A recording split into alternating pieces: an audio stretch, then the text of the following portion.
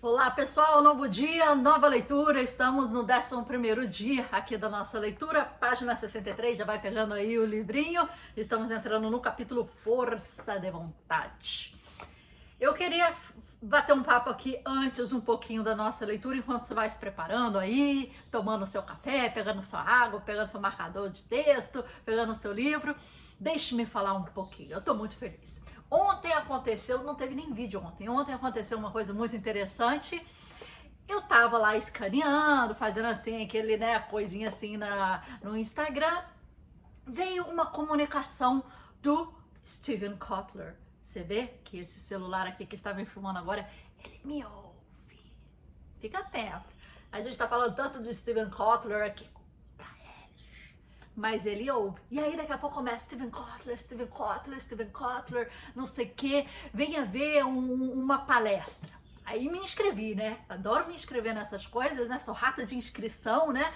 Me inscrevi, falei, tô trabalhando agora, dá pra prestar atenção. Coloquei o vídeo, tá? E tô lá trabalhando. Aí o cara começou a falar de um programa do Steven Kotler, da empresa do Steven Kotler, que é um programa que faz tipo uma assessoria meio de coaching para te estruturar no seu negócio, te ajudar a dar serviços e produtos mais engajados, pensar no seu marketing, na sua divulgação e no seu fluxo de caixa. É como se tivesse um curso, pelo que eles falaram, 6 meses, 6 horas por mês, todo mundo lá PhD e não sei o que e tal. Ouvi o vídeo, fiquei maravilhada, né? Americano, você sabe como é que é? Americano sabe pegar sua atenção. Americano, meu filho, pra te vender um negócio, você fica assim, vende pra mim, vende pra mim. É o contrário, né, do que aqui no Brasil, aqueles vendedores que você fica, cara, não, tô só dando uma olhadinha, não precisa não, deixa eu aqui, né, sozinho. Americano é aquele que te faz implorar pelo negócio, né? Então, na lábia, aí o que aconteceu? Eu que sou boba sou nada, né? Chegou no final desse vídeo, olha que interessante a estratégia deles. Eles falaram assim: se você tiver interesse e tiver querendo investir agora nesse momento, nesse programa.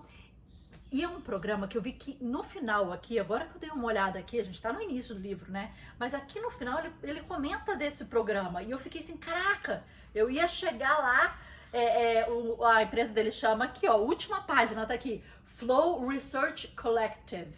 É o nome da empresa e o programa se chama Catalyst.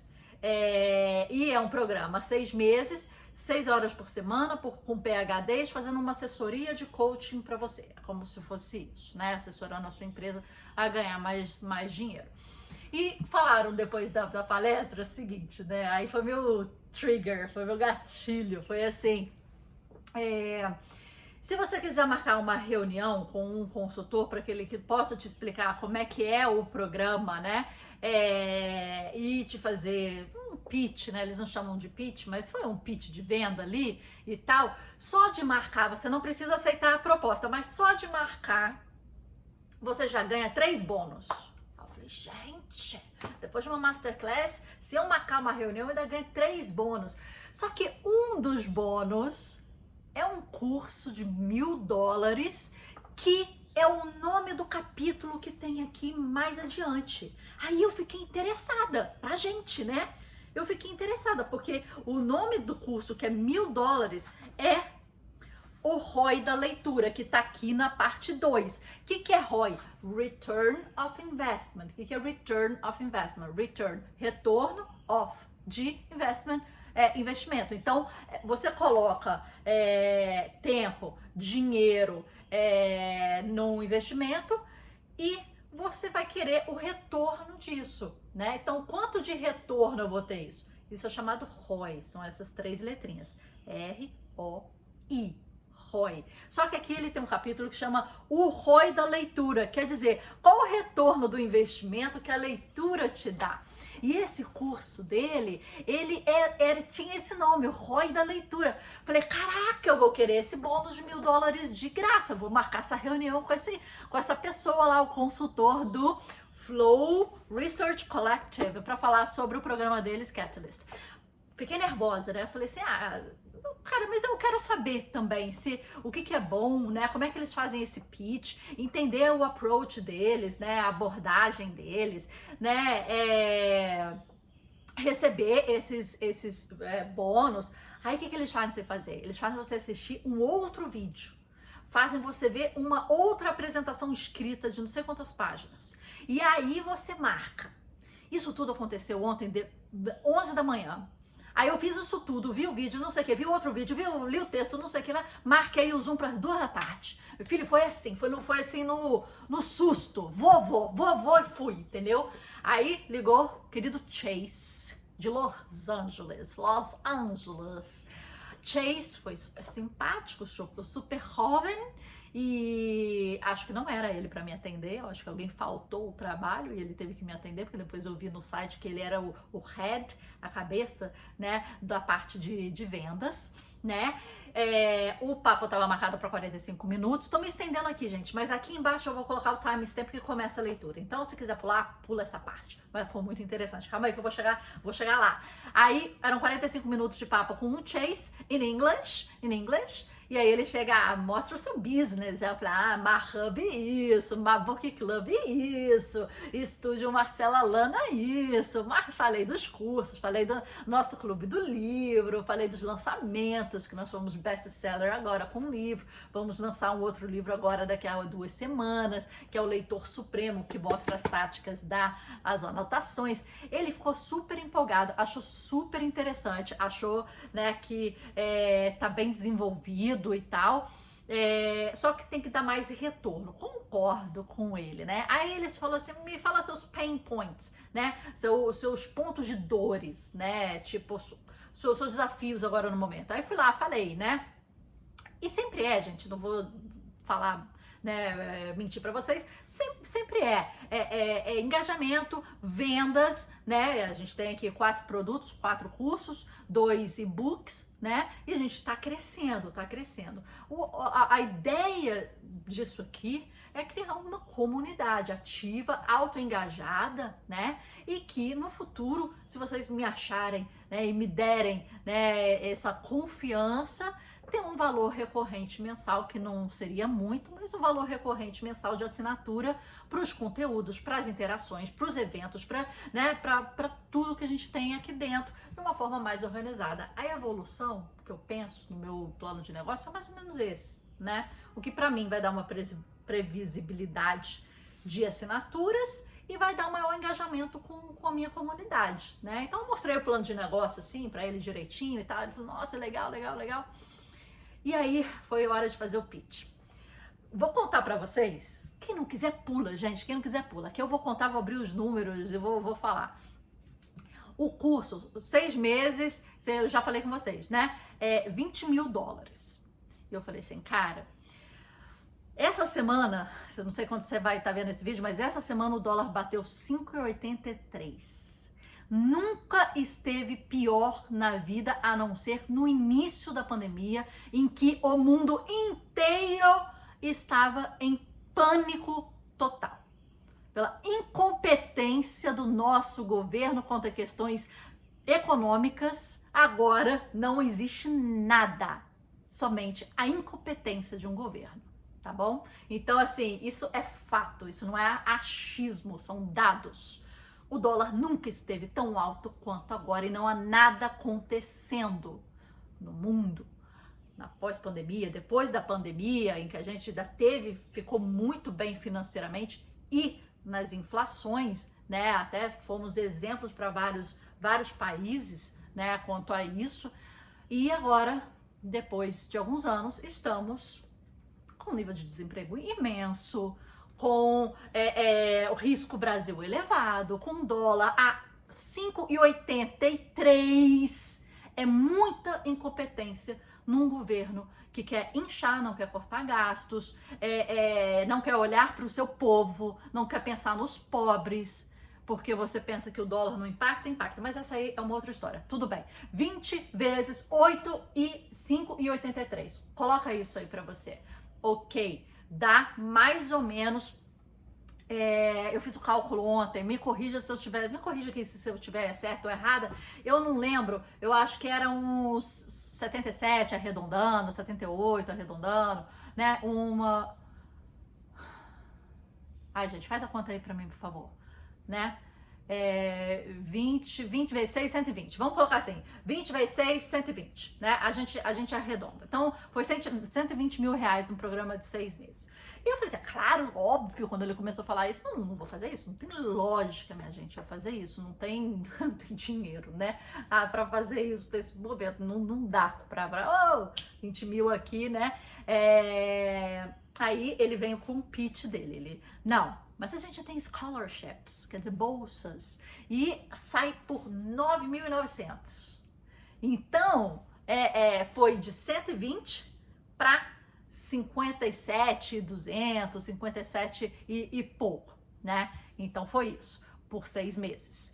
Aí ele falou assim, e você consegue isso se você fizer um testimonial, se você fizer um vídeo testemunho quando você conseguir alcançar seus objetivos, xxx. E a gente dá uma garantia, se chegar depois de 2 meses depois que o curso acabou, então depois de 8 meses do início e você ainda não tiver os resultados, a gente faz uma mentoria particular com você até conseguir atingir o X de faturamento, $8 mil de faturamento mensal, não sei o que, uma coisa assim.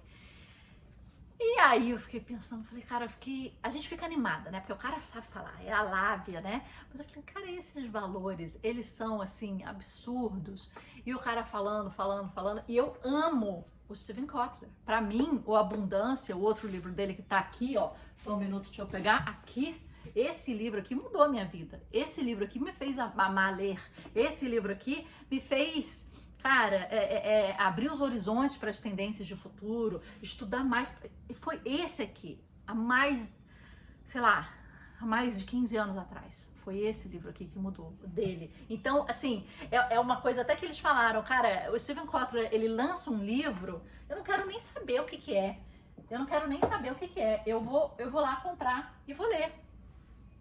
Eu gosto dele. Ele tem uma cabeça muito boa, ele tem uma referência muito boa, mas anyway...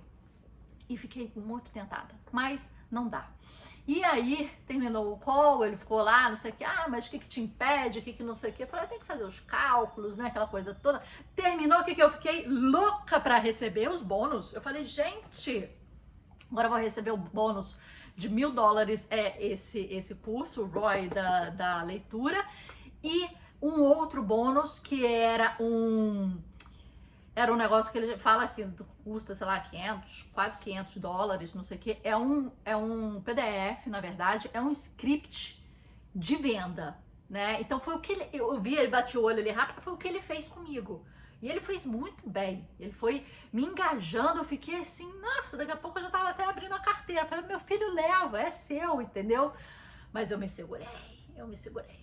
Mas eram esses 2 bônus aí que eu já ganhei. Só que falaram que esse ROI da leitura, eles vão fazer uma aula fechada no Zoom com a apresentação do próprio Steven Kotler, falando de técnicas de leitura, não sei quantos livros por mês. Eu não tenho vontade de ler, assim, rápido, aquela leitura dinâmica, eu gosto de degustar. Mas o ROI da leitura lá pra ele falou, você lê não sei quantos livros por mês, você não sei o que aprende. Então, acho que daqui a 2 semanas eu vou fazer esse curso de $1.000, que tem o nome de ROI da leitura, que é um dos capítulos aqui, que a gente vai ler mais pra frente. E que eu gostaria de depois pegar os insights desse curso e fazer um vídeo pra vocês, falando como é que foi a minha experiência com o Steven Kotler no Zoom, tirando dúvidas, falando sobre o ROI da leitura. Acho que vai ser fantástico. Eu fiquei super animada. Eu gostei de saber como é que eles funcionam, as estratégias. Ele conversou comigo frente às minhas estratégias. Ali ele deu uma consultoria gratuita, né, pra mim. Esse 1h30 que ele ficou lá e depois ele fez o pitch, mas ele me deu uma consultoria gratuita. E foi muito interessante. Mas, sem mais delongas, eu só queria falar que fiquei muito animada, porque eu falei, cara, ganhei esses bônus, vou ter a aula daqui a pouco, né? Vou trazer pra vocês aqui. E a gente vai continuar lendo aqui o nosso, porque vocês devem estar achando que eu tô enrolando pra caramba, mas eu tô super feliz. Vamos lá. Força de vontade, Força de vontade, página 63. Força de vontade é autocontrole. É a capacidade de resistir às distrações e permanecer focado, esperar pela recompensa, também é um recurso finito. O quão infinito? Essa é a pergunta que não quer calar. Uma pesquisa liderada pelo psicólogo Roy Baumeister conectou níveis de força de vontade a níveis de energia, o que ajuda a explicar por que a nossa força de vontade se desgasta ao longo do dia. Por exemplo, pessoas que estão tentando perder peso descobrem muitas vezes que conseguem permanecer na dieta até a noite. Depois sucumbem à tentação de um pote de sorvete antes de dormir. Isso também explica a fadiga decisória ou o fato de que, quando forçados a resolver uma série de problemas difíceis, a qualidade de nossas soluções se deteriora com o tempo. Ai, eu tô animada. Pesquisa de Baumeister tornou-se tema de alguns debates sobre saúde, sobretudo porque conecta diretamente níveis de energia a níveis de glicose, mas esse detalhe é menos importante. Se você conversar com pessoas de desempenho máximo, a maioria concordará que a força de vontade diminui ao longo do dia. Talvez seja apenas uma queda normal dos níveis de energia, ou talvez esteja relacionado diretamente ao Baumeister chamou de esgotamento do ego.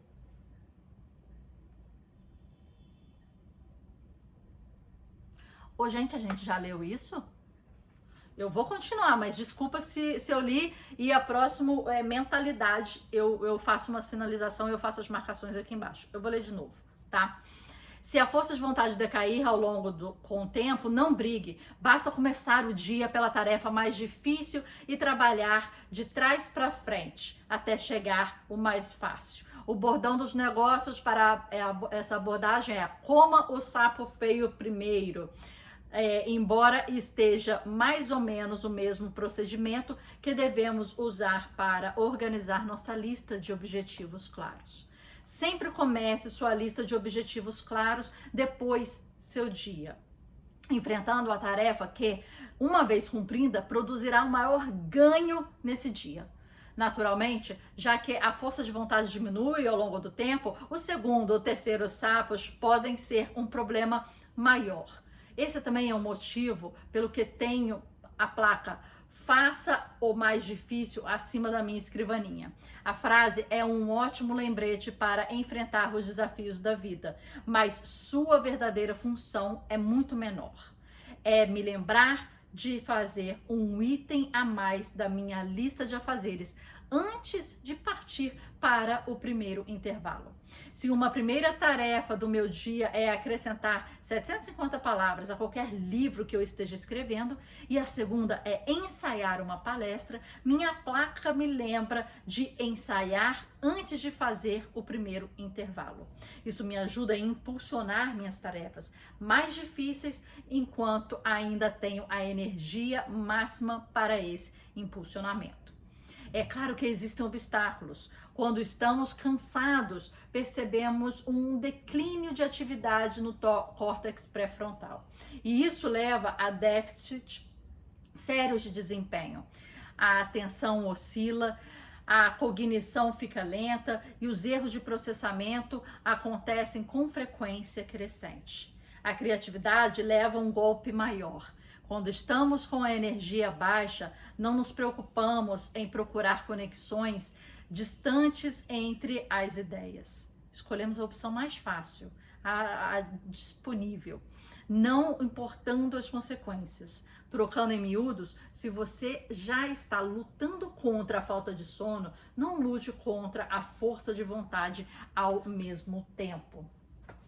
Por fim, quando a poeira ao redor do debate sobre glicose assentar, acredito que descobriremos que aumentar os níveis de energia com comida, intervenção Baumeister pode ajudar a reiniciar a força de vontade, mas sempre haverá alguma mudança na situação necessária.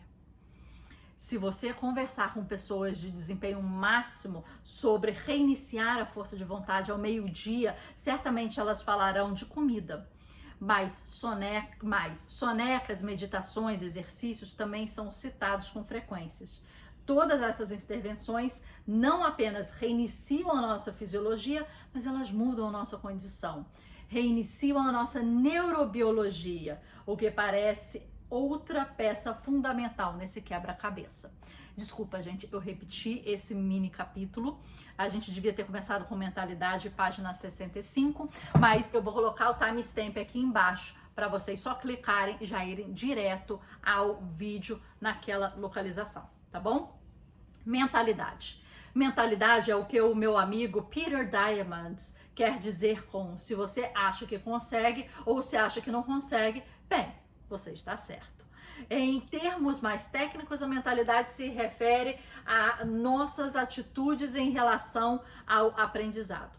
Ou você tem uma mentalidade fixa, ou seja, acredita que o talento é inato e nenhuma prática o ajudará a melhorar, ou tem uma mentalidade de crescimento. Acredita que o talento é um mero ponto de partida e que a prática faz toda a diferença.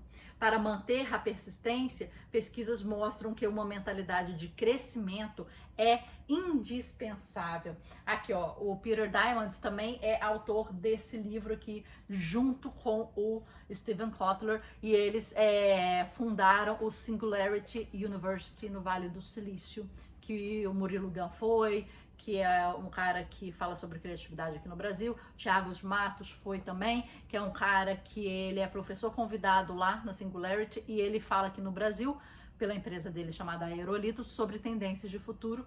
Muito interessante e uma referência para vocês. Quando Carol Dweck, psicóloga de Stanford, escaneou o cérebro de pessoas que lidavam com tarefas difíceis demais para elas, descobriu uma diferença substancial nas reações entre pessoas com mentalidade fixa e de crescimento. Ao confrontar um problema difícil, os cérebros das pessoas de mentalidade fixa revelam uma ausência total de atividade, como se essa atitude estivesse filtrando todas as informações disponíveis. Uma vez que as pessoas com esse tipo de mentalidade acreditam que o talento é inato, elas não pensam que poderiam resolver o problema. Consequentemente, seu cérebro não despende energia para tentar. O problema, quase literalmente, não foi registrado.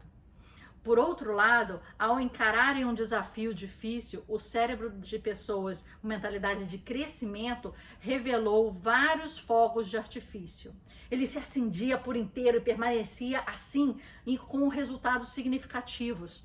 Pessoas com essa mentalidade trabalham mais e com mais afinco e inteligência, implementando uma gama muito mais ampla de estratégias para resolver problemas ao enfrentar desafios complicados. Elas também têm mais facilidade para entrar e permanecer no fluxo. Esse aumento de fluxo se resume à concentração. Quando pessoas de mentalidade fixa cometem um erro, elas tendem a remoê-lo. Isso destrói a sua capacidade de foco no aqui e no agora. Isso não acontece com quem tem mentalidade de crescimento. Viva e aprenda, diz essa atitude, e o resultado é mais fluxo.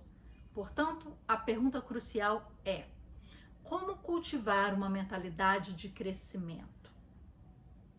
O primeiro passo é a curiosidade. Se você faz perguntas e aprende, é complicado dizer a si mesmo que o aprendizado em si não é possível. Em seguida, para construir essa base, faça um inventário da sua história pessoal. Faça uma lista de suas habilidades, quaisquer que sejam. Majoritariamente, não são habilidades em si que importam. É o fato de tê-las aprendido, é que você está tentando reconhecer em primeiro lugar. Seja bastante específico. Descubra habilidades invisíveis. O que é uma habilidade invisível? Sabe como amenizar uma discussão? Esse talento não parece um teste de aptidão, mas é extremamente útil no mundo real. Quando sua lista estiver completa, verifique tudo. Desconstrua suas habilidades. Como você as aprendeu? O que aprendeu em primeiro lugar, e em segundo, e em terceiro, e assim por diante. Faça o mesmo com todas as outras habilidades. Procure pontos em comum. Se encontrar sobreposições na estrutura, isso lhe dará uma ideia de que você aprendeu. Também o obrigará a perceber que você pode aprender, muitas vezes, em circunstâncias complicadas, e muitas delas sem notar. Essa é a chave da mudança. Quando acreditamos que podemos aprender, ficamos curiosos com o que mais podemos aprender. E de uma hora para outra passamos a usar com regularidade uma mentalidade de crescimento e a tirar o máximo proveito disso. Olha que maravilha. A gente vê aqui que o Peter Diamandis, ele também é escritor, né, desse livro. São duas pessoas que eu sigo nas minhas redes sociais. Ele tem uns programas lá no Singularity University, muito interessantes, né? Agora falando, eu queria dar só um ponto aqui sobre esse livro, né, da Carol Dweck. Não gostei desse livro. É um livro que todo mundo fala, que todo mundo comenta, mas é um livro que para mim poderia ser resumido em uma página. É muito mais do mesmo. O argumento central é muito simples, que é esse, né? A mentalidade fixa e a mentalidade de crescimento. O que é, o que faz cada uma e por que é melhor ter mais a de crescimento do que a fixa. É isso, o livro dela se resume a esse argumento. Só que aquilo arrasta, entendeu? Então, assim, uma página resumiria, e é por isso que eu não gosto desse livro, mas tá aqui, né? Se você ainda não leu, tá aqui, ter uma mentalidade de crescimento. A gente tá na página 67, a gente vai pro item da paixão agora, e vamos lá. Começamos em seguida a explorando a paixão. Mas é necessário retomar o fio da meada. A paixão é importante em uma discussão sobre determinação, porque não há outra forma de persistir por anos a fio. Trabalhar até as 3 horas da manhã durante 3 meses sem parar nos faz envelhecer rapidamente. Esse é o motivo pelo qual o conselho do autor John Irving sobre a persistência é curto e grosso. Fique obcecado, permaneça obcecado. Infelizmente, esse conselho nem sempre ajuda. O problema, a paixão genuína não se parece com uma paixão genuína logo de cara. Quando a maioria de nós pensa em um exemplo de paixão, imaginamos LeBron James, carrancudo, abrindo caminho para enterrar uma bola na cesta. Ou a Einstein na lousa, com os cabelos todos bagunçados, chacoalhando o cérebro com equações. Sentimos no estômago queimar, a testa suar e pensamos, bem, eu não sou assim. Mas esses também não eram. Essa é a questão. A paixão em fase inicial em nada se parece com a paixão em fase final. Para LeBron, a paixão em fase inicial era exatamente o que era. Era uma criancinha em frente a um grande aro tentando fazer suas bolas entrarem. No início, a paixão nada mais é do que uma sobreposição de diversas curiosidades acopladas a poucas vitórias. Então, sim, o objetivo principal pode ser fique obcecado, permaneça obcecado, mas nossa jornada começa com fique curioso, permaneça curioso. Vale a pena mencionar um segundo ponto. A paixão nem sempre é agradável. Quase sempre, por dentro, ela se parece com uma sensação de frustração e por fora, obsessão. Pessoas de desempenho máximo precisam aprender a tolerar a quantidade enorme de ansiedade e sobrecarga, que é a sensação causada pela paixão na maioria das vezes. A paixão não nos deixa determinados, ela nos torna capazes de tolerar todas as emoções negativas produzidas pela determinação. Uma mentalidade de crescimento nos permite ver essa tolerância pela negatividade como sinal de vitória. Ela ajuda a mudar o roteiro, forçando o cérebro a reformular a dor como prazer. O que também ajuda, uma lista de objetivos claros. Sempre que você ignorar a frustração, atrasa a recompensa e elimina o item dessa lista. É uma pequena vitória. O pequeno arrombo de prazer que você sente ao eliminar um item é a recompensa química da dopamina. É paixão produzir pequenas vitórias. Pequenas vitórias produzem dopamina e a dopamina, com o tempo, repetidas vezes, estabelece uma mentalidade de crescimento. Porém, pelo fato de as substâncias neuroquímicas desempenharem vários papéis diferentes no cérebro, esse aumento da dopamina também amplia o foco, impulsiona o fluxo. E, com o tempo, o fluxo gera determinação. Por quê? O êxtase do fluxo amortiza a agonia da paixão.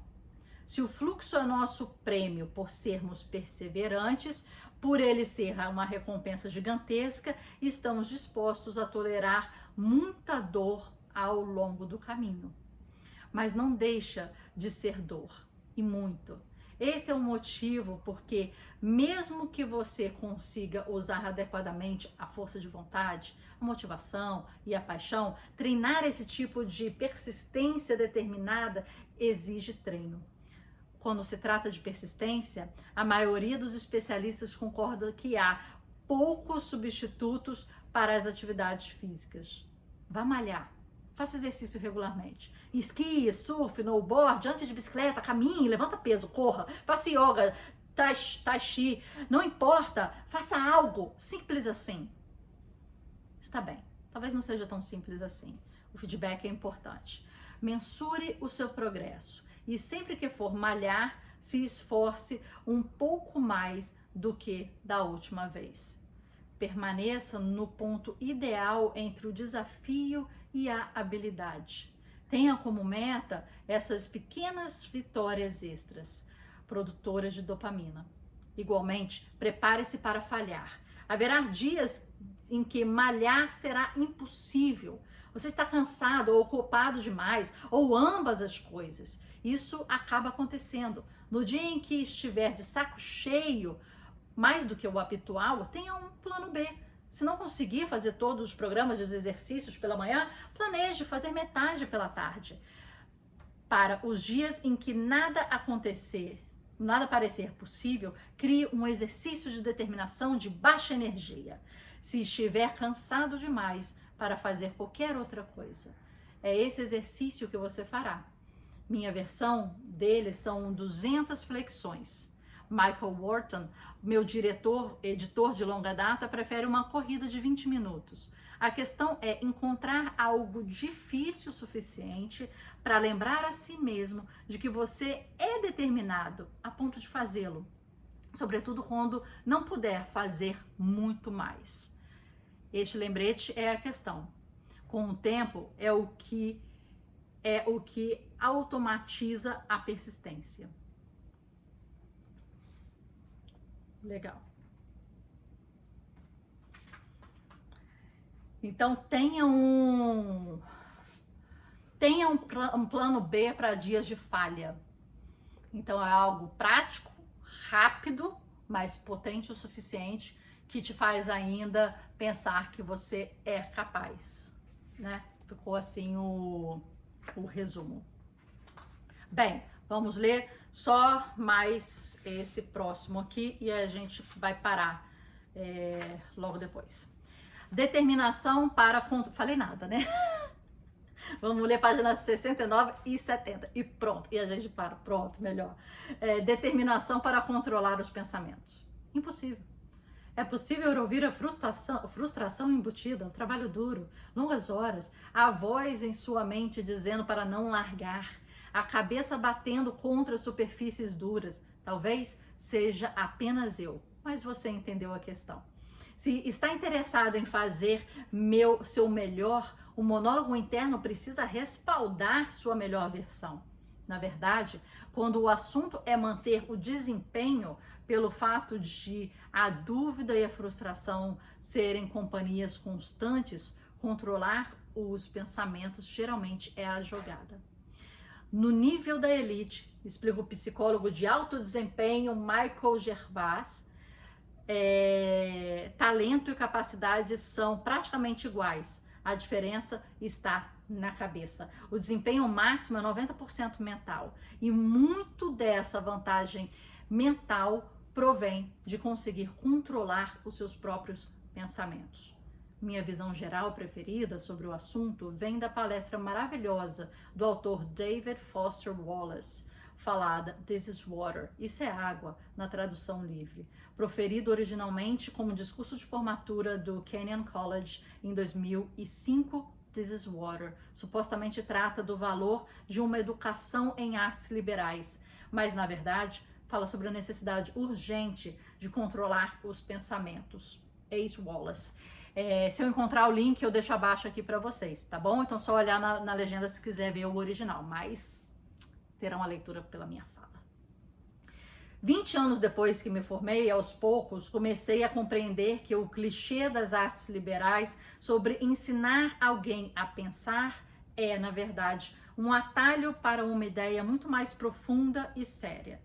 Aprender a pensar significa, de fato, aprender como exercer certo controle sobre o que você pensa e como.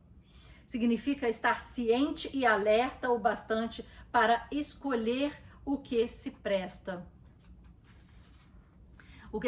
atenção e como se constrói sentido a partir da experiência. Porque se você não puder empregar esse tipo de escolha na sua vida adulta, ficará totalmente esgotado. Eu sugiro que é disso que se trata o valor real, livre de bobagens, de sua educação em artes liberais. Como não viver sua confortável, próspera, responsável fase adulta, sem consciência, como um escravo da mente e seu padrão natural de ser único, completo e imperialmente sozinho dia após dia. Isso pode ressoar exagerado ou uma abstração sem sentido. Vamos tornar isso concreto.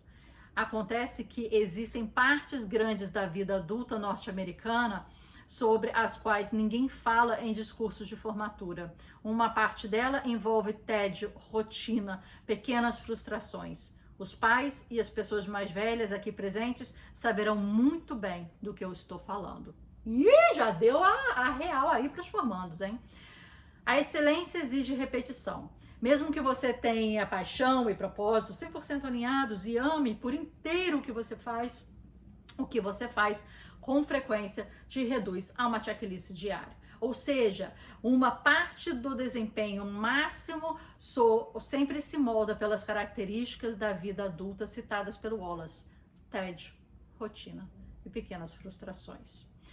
É por isso que controlar os pensamentos é importante. Sem a determinação para controlar os pensamentos, o tédio, a frustração que vem com uma rotina rapidamente descerão em espiral. No fim, muitas pessoas de desempenho máximo percebem uma coisa muito desagradável. Elas estão fazendo exatamente o que amam, mas odiando por inteiro a vida que levam. Esse é um nível novo de dificuldade. Se a paixão e o propósito se tornam uma prisão, a pequena frustração se transforma em fúria cega. É o que ninguém conta sobre ir atrás de seus sonhos. Mais cedo ou mais tarde, você os seguirá direto de um penhasco. Fato. David Foster Wallace tirou a própria vida depois de escrever This is Water. Não sabia. Seu discurso maravilhoso permanece como um lembrete trágico do caráter verdadeiramente difícil de vencer essa batalha. A boa notícia é que a ciência começou a prestar atenção a esse tema. Ao longo das últimas décadas, a higiene mental se tornou um assunto importante. O progresso foi rápido. Uma abordagem de 3 frentes foi revelada. Vamos por partes. Então, aqui no próximo vídeo a gente vai começar a ler Diálogos Internos, depois ele coloca Gratidão e depois ele coloca Atenção Plena. São essas 3 frentes, né? Então é isso, minha gente. Desculpa ter me alongado, espero que vocês tenham gostado da notícia que vamos ter, depois da leitura desse livro aqui, olha onde nós estamos, mas depois da leitura desse livro, depois que eu receber lá a aula no Zoom do próprio Steven Kotler sobre o ROI, Return of Investment, o retorno da leitura, né, do investimento da leitura, eu vou contar tudo para vocês aqui. E vou colocar esse meu vídeo como material extra lá dentro do meu curso Leitor Supremo, como um bônus para vocês também. Tá bom? Até amanhã, até a próxima leitura. Obrigada, continue firme e forte. Leia enquanto eu leio, a gente potencializa aí o aprendizado e os insights. Qualquer referência, dica que você queira colocar, eu tô a uma palavra, a um digitar de distância. Escreva para mim e a gente troca. Obrigada, até amanhã. Muito obrigada pela confiança.